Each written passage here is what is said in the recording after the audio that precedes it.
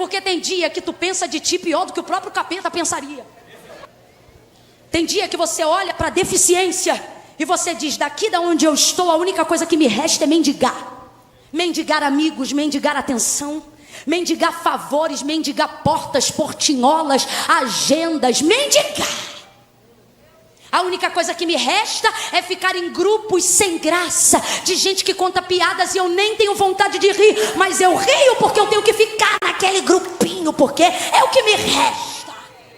Gente que na escola tem uma opinião diferente da minha, um pensamento diferente do meu, mas eu fico entre aqueles, os que não são meus iguais, e sento-me à roda dos escarnecedores, porque só lá eles pagam um lanche para mim, porque eu não sei quem eu sou. Então aonde eu puder ficar, eu fico mendigando a atenção de noivo que não me dá bola, mendigando a atenção de namorado agressor, mendigando a atenção de menina vaidosa, mendigando a atenção de gente que não está nem aí, porque você ainda não sabe quem você é.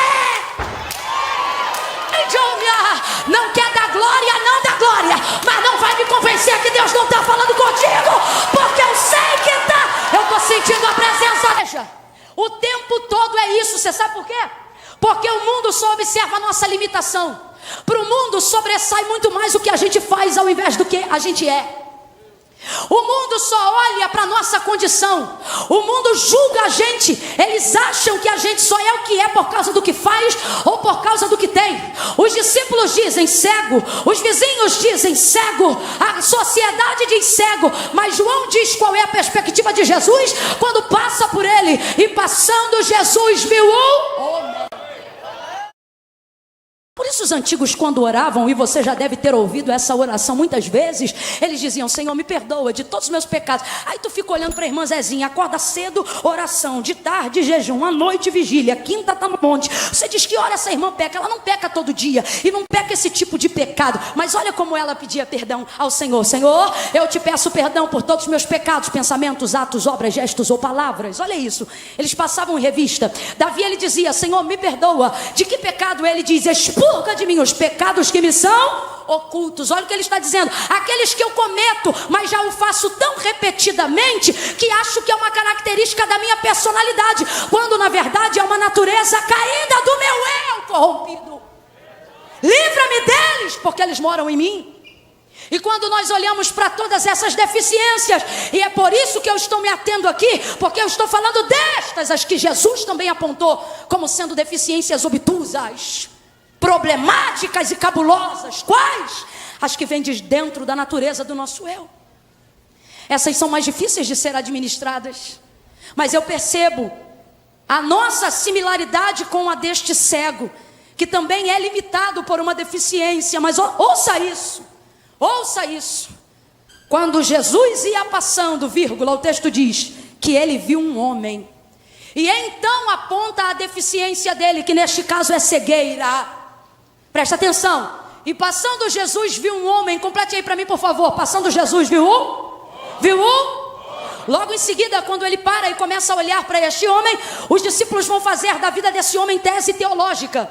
E vão começar a querer saber e perguntam a ele: Rabi, quem pecou? Ele ou os seus pais para que ele nascesse cego? E aí Jesus diz: nem ele nem os pais, isto aí aconteceu para que se manifeste nele as obras do meu Pai que estão no céu.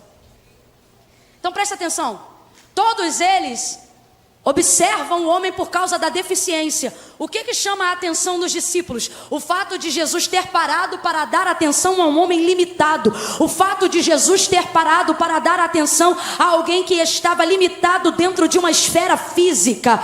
Aí eles ficam parados olhando para o homem e o tempo todo se reportam a ele como cego. O tempo todo chamam ele de cego. Depois você vai ver Jesus curando este homem. Este homem já vai estar curado. Quando ele volta do tanque de Siloé, os vizinhos sabem que ele era cego desde nascença, reconhecem ele de longe e percebem que agora ele está enxergando, sabem quem é ele desde o dia em que ele nasceu. Ele era pedinte na comunidade local, não porque era um homem vagabundo, não porque era um homem desprezível, mas porque de acordo com a lei, era a única coisa que lhe restava a fazer diante da deficiência que ele tinha. Por quê? Porque uma pessoa na condição dele não tinha como ser funcionário funcionário, como ser servo, e nem mesmo comprado como escravo de ninguém. Agora veja, essa vizinhança e a sociedade conhece ele desde que ele nasceu, sabe o nome dele, sabe quem ele é, sabe por que ele pede, sabe de onde ele vem. Mas quando vê ele saindo do tanque de Siloé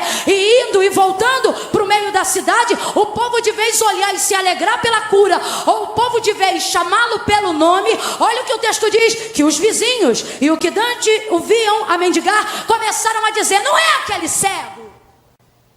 Veja, o tempo todo é isso. Você sabe por quê? Porque o mundo só observa a nossa limitação. Para o mundo sobressai muito mais o que a gente faz ao invés do que a gente é. O mundo só olha para a nossa condição. O mundo julga a gente. Eles acham que a gente só é o que é por causa do que faz ou por causa do que tem. Os discípulos dizem cego, os vizinhos dizem cego, a sociedade diz cego. Mas João diz qual é a perspectiva de Jesus quando passa por ele. E passando, Jesus viu o homem.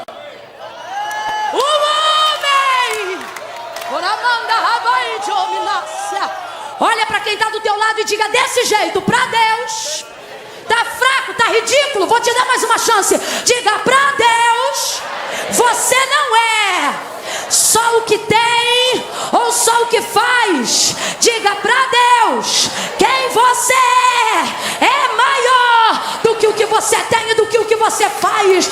Enquanto as pessoas só olham para a sua deficiência, enquanto as pessoas só olham para a sua limitação, Jesus está olhando para a tua humanidade. Ele te entende, Ele te entende. Não precisa aumentar o volume, está perfeito. Eu queria que aliviasse só um pouquinho o compressor, se fosse possível. Todos viam um cego, todos viam um deficiente, mas Jesus passa e vê um homem. Aonde as pessoas só veem limites em nós, aonde nós só vemos os próprios limites, Jesus passa e vê nos limites possibilidades. Eu vou falar de novo. Quando a gente se olha para o espelho, tem dia que a gente se sente igual Davi. Davi tem um salmo onde ele diz assim: muitos olham para mim, afinal já era o rei Davi.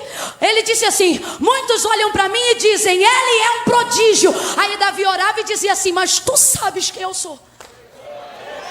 Sabe o que ele está dizendo? Senhor, tu sabes que eu não sou isso tudo que acham que sou. E é muito importante de vez em quando a gente fazer essa oração, porque tem dia que o povo vai te arrebentar e você vai ter que orar e dizer: Senhor, tu sabes que eu não sou isso. E tem dia que o povo vai, te aplaudir, te ovacionar, achando uau! E você vai ter que fazer a mesma oração: Senhor, tu também sabes que eu não sou tudo isso.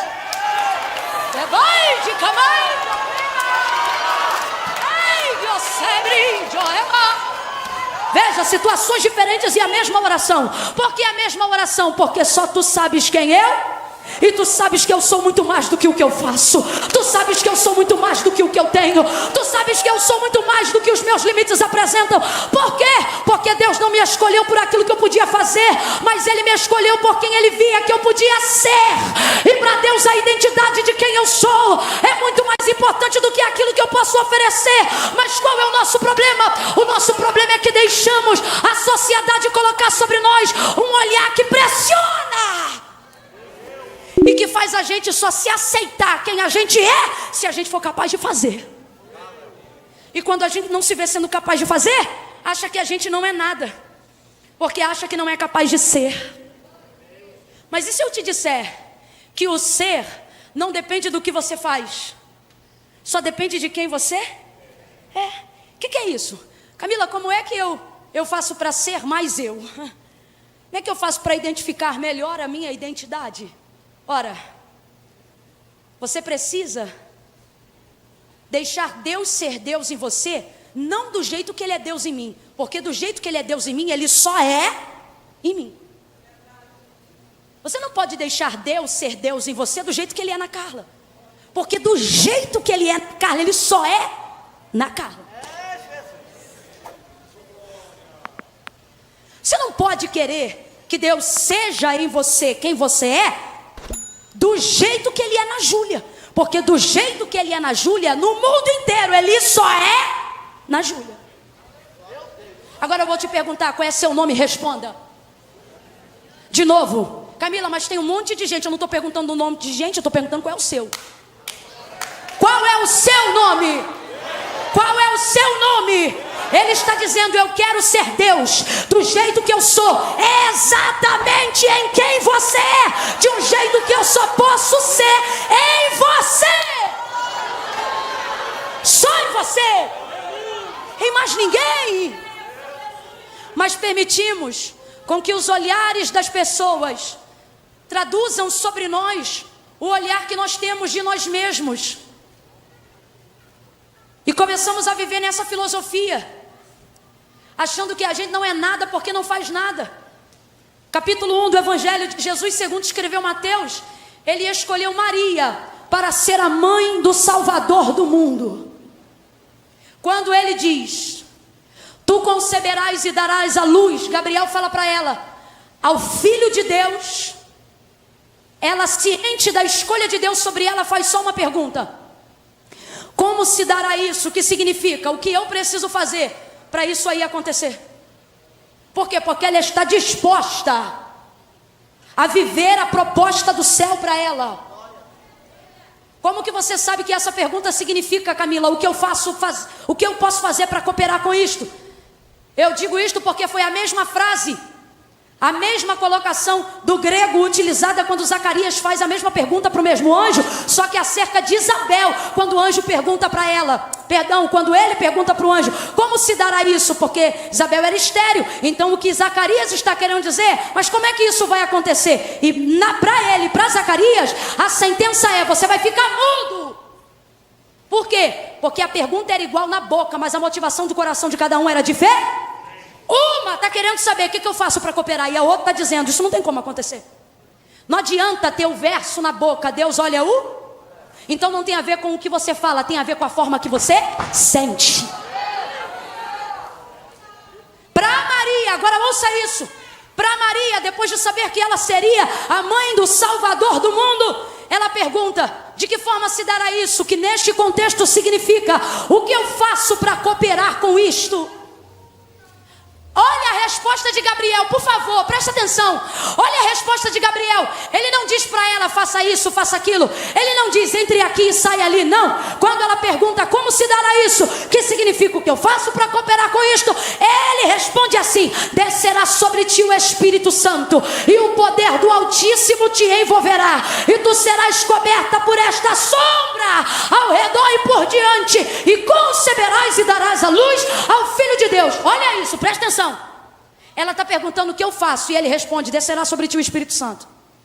Ela pergunta: o que eu faço? E ele responde: descerá sobre ti o Espírito. Porque isso significa que ela não tinha nada para fazer.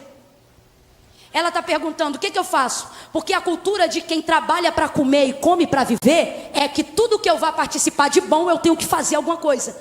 E é isso que choca com a graça de... Porque quando você sabe que Deus tem muito para você, mas você faz o suficiente, então não pode receber. Então você quer saber o tempo todo: o que eu faço, o que eu faço, o que eu faço, porque você quer justificar o que não pode ser pago. Mas isso é essa cultura brasileira, escravista, porque teu pai, tua mãe, a minha casa, a gente trabalhava para viver. Por isso todo mundo queria ir para a América, porque lá eles já estavam um bocado à nossa frente, entendendo que qualquer coisa que passasse da limitação da sobrevivência já era um sonho. Olha que coisa ridícula e materialista. Quem está entendendo o que Deus está falando? Abre a mente que eu estou contando com a tua inteligência. Para de preguiça.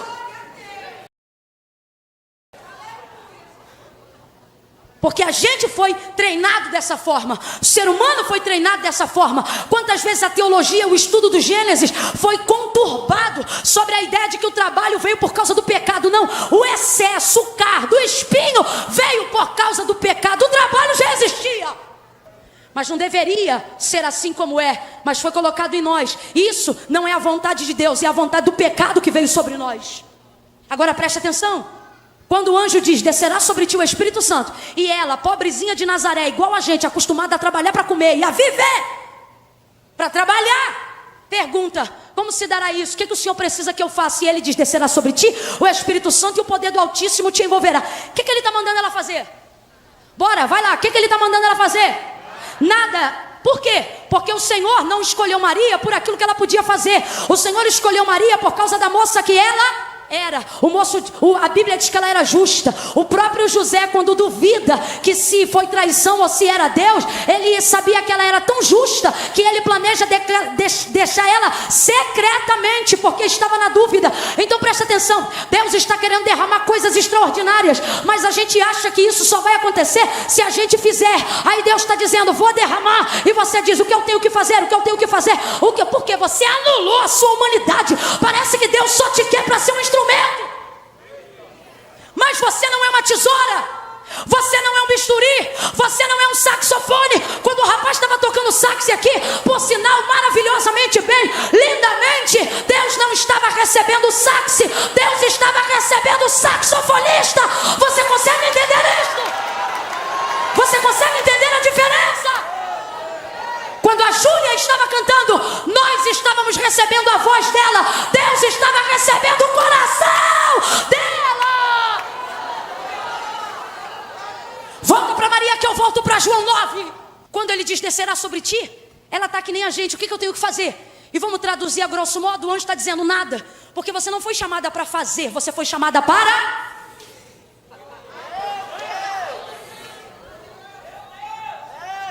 Estamos tão freneticamente perturbados em ter currículo, que a gente acorda todo dia dizendo o que eu tenho que fazer, o que eu tenho que fazer. E o céu está todo dia dizendo, o que você tem que ser, o que você tem que ser. Você já sabe quem você é? Você já sabe quem você é para mim? Porque tem gente aqui que está achando que é o que alguém disse que ele é, ou que vai ser o que alguém disse que seria. Mas o Senhor, Ele é claro, quer descobrir a identidade? Não procure pessoas, procure Deus. Quer saber a sua identidade? Não procure opiniões, procure Deus. Quer saber quem é você na terra e qual propósito tua vida carrega? Para de fazer testezinho de Facebook e começa a dobrar teu joelho e dizer, Deus, eu quero descobrir quem eu sou segundo o Senhor. Porque Ele disse para Israel, quando Israel estava na idolatria, quando Israel estava com a sua identidade perdida, Ele disse, eu sei que pensamentos tenho de vós, diz o Senhor, pensamentos de paz e não de mal, para vos dar o fim que desejais. Sabe o que Deus está dizendo, Israel? Eu sei quem é você e sei o que eu penso a seu respeito. E o que isso significa? Significa Deus dizendo a Israel, você não é quem dizem que é. Eu não vejo você como te veem. Ou seja, as pessoas dizem coisas sobre nós, dizem ou não dizem? Bora, dizem ou não dizem? Dizem. E elas dizem como se elas soubessem quem nós somos, só porque viram 15 segundos de history. Elas querem saber não. Elas querem determinar quem nós somos baseado em foto de feed. Elas acham que sabem quem somos por causa das roupas que usam. Mas o Senhor diz, eu sei que pensamentos tenho de vós. Ele está dizendo, eu sei os pensamentos que eu tenho a seu respeito. E já é bom saber que Deus não pensa da gente o que pensam da gente. Não interessa o que pensam da gente, é bom saber que Deus tem um pensamento próprio ao nosso respeito. Mas tem uma outra coisa que é ainda melhor. É quando a gente descobre que o nosso pensamento também não influencia o pensamento de Deus ao nosso respeito. Por quê? Porque tem dia que tu pensa de ti pior do que o próprio capeta pensaria.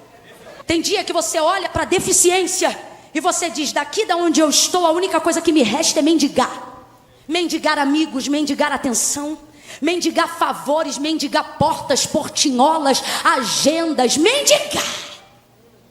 A única coisa que me resta é ficar em grupos sem graça, de gente que conta piadas e eu nem tenho vontade de rir, mas eu rio porque eu tenho que ficar naquele grupinho, porque é o que me resta. Gente que na escola tem uma opinião diferente da minha, um pensamento diferente do meu, mas eu fico entre aqueles, os que não são meus iguais, e sento-me à roda dos escarnecedores, porque só lá eles pagam um lanche para mim, porque eu não sei quem eu sou. Então aonde eu puder ficar, eu fico mendigando a atenção de noivo que não me dá bola, mendigando a atenção de namorado agressor, mendigando a atenção de menina vaidosa, mendigando a atenção de gente que não tá nem aí, porque você ainda não sabe quem você é.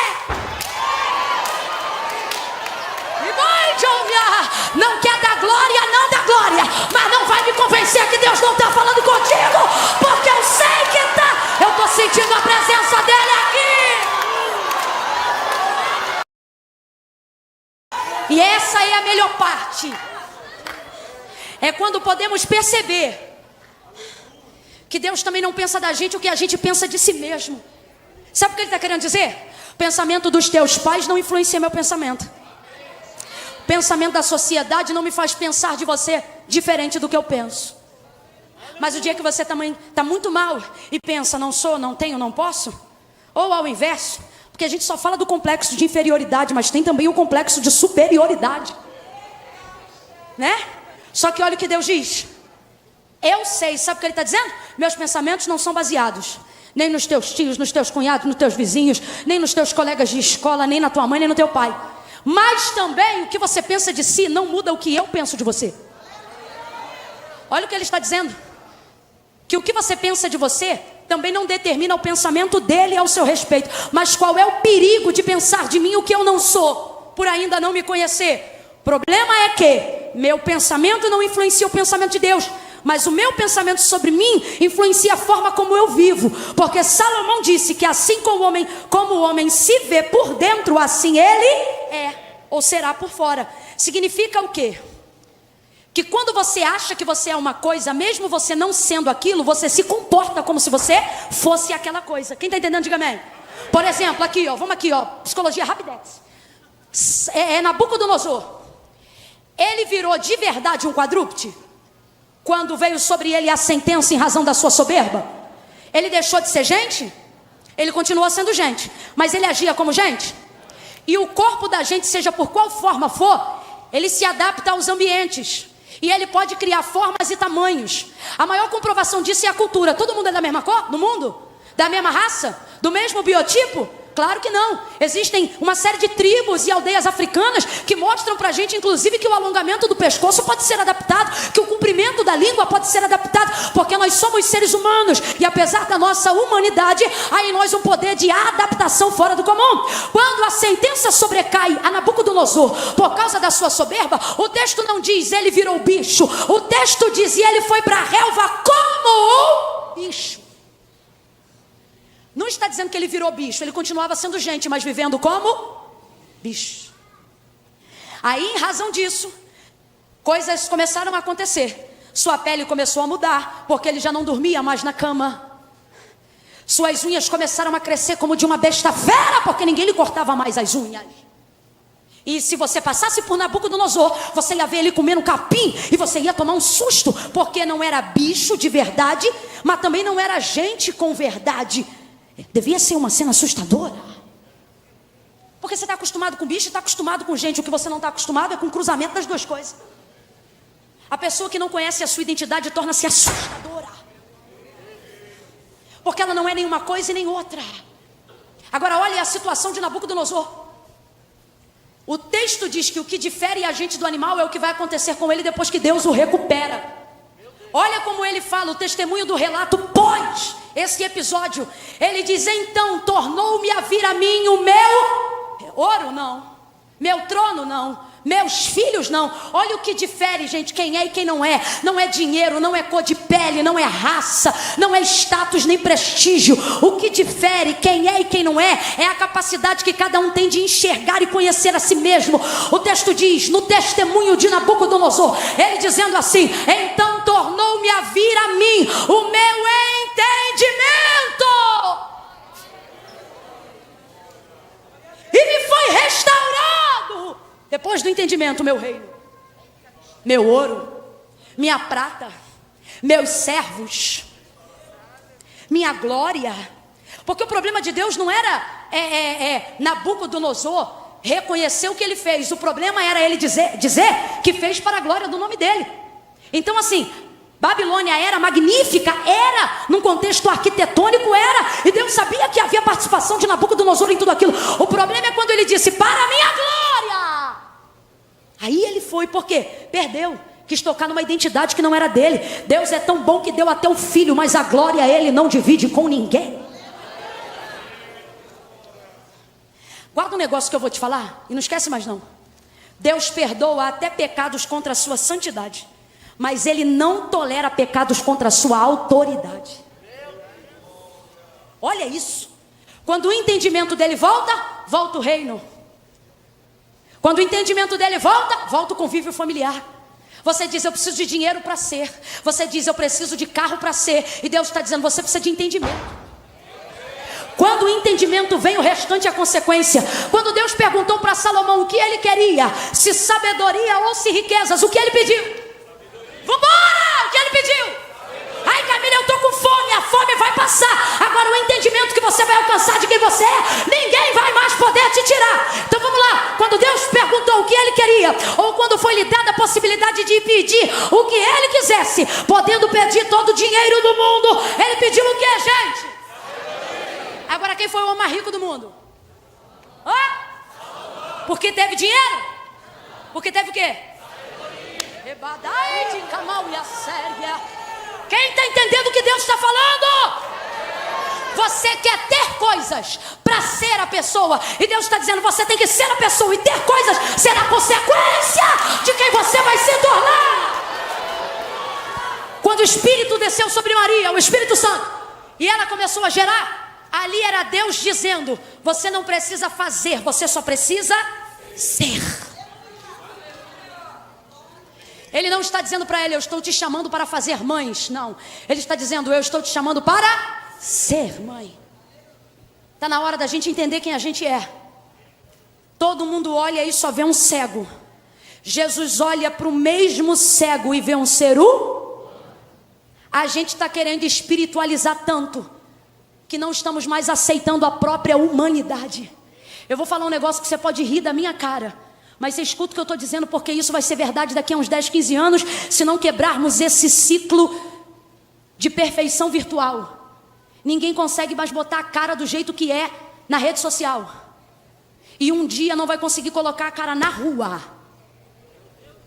Porque vai explorar tanto a imagem de quem parece que é, mas não é, que para não causar espanto de quem não lhe conhece, ou de quem já lhe conhece, vão preferir não botar a cara na rua. Hoje pode virar piada, pode